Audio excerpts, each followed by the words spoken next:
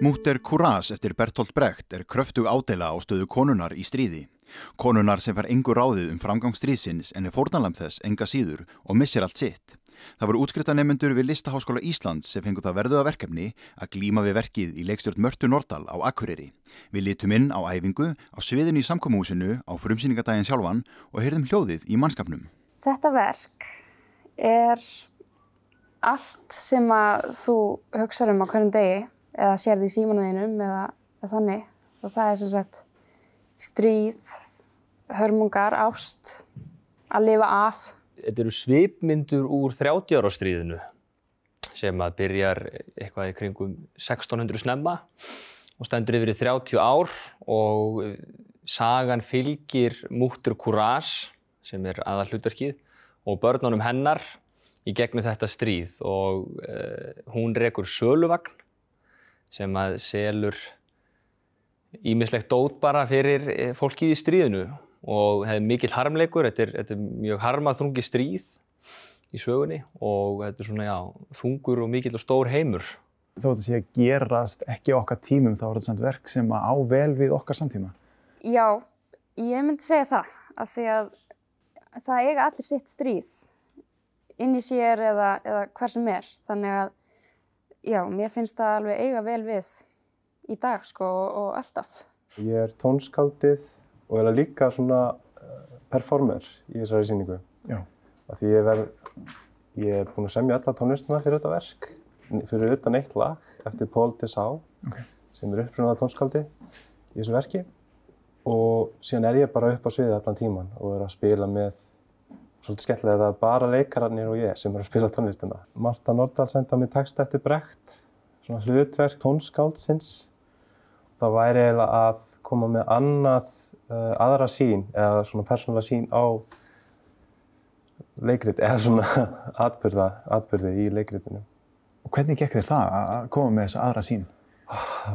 Já, það var bara rosalegt hark.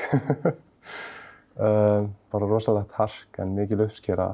Mitt hlutverk margvíslegt. Núna í þessum búning ég kokkurinn, en þetta þannig, við setjum verkið þannig upp að það leika flestir mörg hlutverk og það allir á sviðinu allan tíman og öll búningaskipt og allt gerast bara á sviðinu.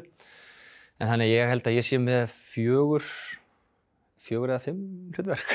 Þú semur öll lögin í sýningunni nema þetta eina, tekur einhvern innblástur frá tónskáldinu? Já, mér fannst mjög skemmtilegt að hlusta á tónlistina hans Paul Dessau og þetta lag eftir hann Das Lied der Mutter Courage, lagið Mutter Courage. Og svolítið skemmtilegt, svolítið alltaf sömu hljómanir undir og talningin alveg svakaleg, algjör martröð að syngja því að það svona frekar óreglulegt og alltaf svona breytum takt, þannig að ég finnst það svolítið gott að það svona svolítið fljótandi þannig að textin kemst vel til skila.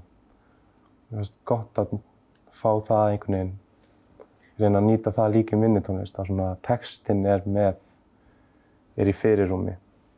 Ef þú segir okkur frá því þegar þú fer að pæla í þessu verki líka út frá sjónarhóli konu, hvernig var það? Já, það alveg mikið, sko.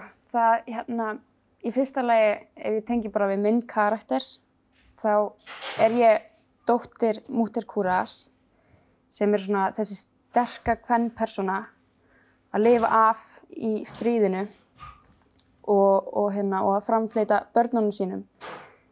Og hún lætur bara ekkert stoppa sig. En síðan ég dóttir hennar, ég mállaus, allt verkið, og missti röddina, sem hefur bara mikið að segja, að vera þessi stelpa sem missti röddina á engin tækifæri, það allt bara niður á við í mínu lífi. Þannig að, já, það alveg svona mikill böggull að bera. En hvernig hefur þið tekist að glíma við þetta verkefni að tjá þig en fá samt ekki orð til þess að tjá þig? Það tekur mikið á, líkamlega. Það fer bara allt í alla útlimi og ég þarf að reyna að tjá mig. Ég með jafn mikinn texta eins og allir hinir í verkinu. Þannig að það alveg svona mikil vinna. Það bara, öll orkan fer í þetta. og það kom rosalega fljótt. Það bara, maður fór strax að búa til setningar með gjörðum. Það eru litlar gerðir, stórar og þú einhvern veginn bara já, reynir að koma þínu á framfæri. Og það sem mesta er að reyna að búa til eitthvað sem er ekki í handritinu. Það er rosalega mikið verk. Þetta er saga stríð og stríðshörmungar. Og það sem ég finnst svo flott í verkið það er eiginlega enginn góður. Það er allir, eða þú veist ekki, að vera góður. Þetta er bara svona, það er bara fólk og það er allir survivors, alveg á hrikalegan hátt. Það er allir búin að gera óskaplega hörmulega hluti til þess að komast í gegnum stríðið. Og sum lögin eru svolítið bara ljúf. Og mér finnst það svolítið flott svona andstæða. Svolítið svona bara einhver hörmung búin að gerast á sviðinu. Svo er bara þetta svona, bara eitthvað svona, eða þú veist maður bara svona hálf dauður inn í sér, bara dofinn, bara að syngja eitthvað lag, þú veist. Mér fannst það einhvern veginn rosalega, kannski svolítið svona hvað við höldum bara áfram. Og þú veist, svona eftir svona hörmungar, þú veist, við erum einhvern veginn fast í svona einhverjum venjum og bara höldum áfram. Að vera hér á Akureyri, frumsýna hérna í samkomuhúsinu, hvernig leggst það í ykkur? Mér finnst það frábært. Sérstaklega kannski að því að við erum nú búin að vera í 3 ár saman í bekk, þessi leikhópur, og það er bara æðislegt að geta komið hingað og verið bara öll saman hér fyrir norðan að leika. Og svo hef ég reyndar mikið dálæti á þessu leikhúsi, mér finnst það mjög skemmtilegt.